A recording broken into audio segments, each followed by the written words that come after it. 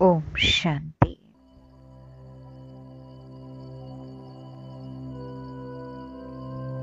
স্নেহের সাগর আর স্নেহ সম্পন্ন নদীদের মঙ্গল মিলনে পবিত্র সময়,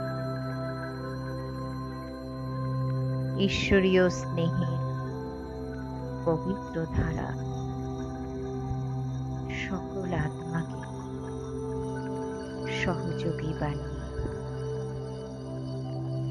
সমীপে নিয়ে আসে।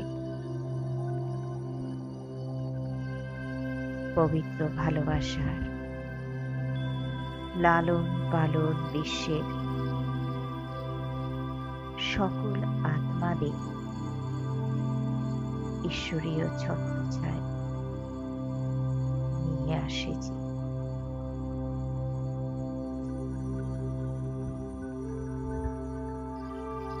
যে সকল আত্মারা পরম পিতা পরমাত্মাকে যে বুঝে আর মেনে নিজের বানিয়েছে, সে সকল আত্মাদের শিব পিতা নিজের বানিয়ে মহান আর পদম পদম ভাগ্য অধিকারী করে দিয়েছেন।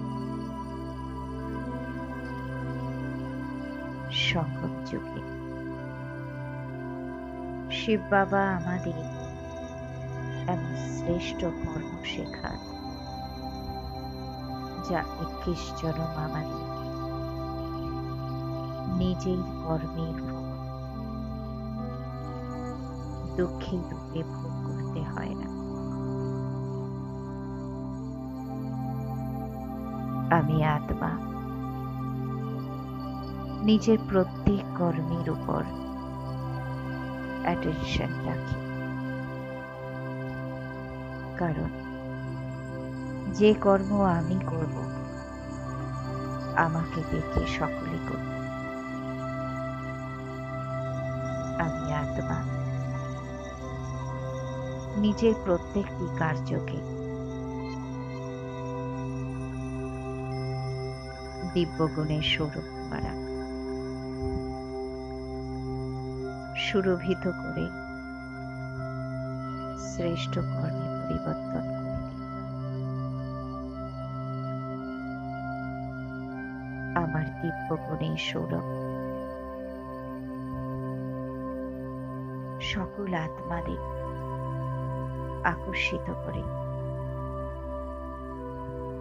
আমার শ্রেষ্ঠ কর্ম অনেককে প্রেরণা যোগায়।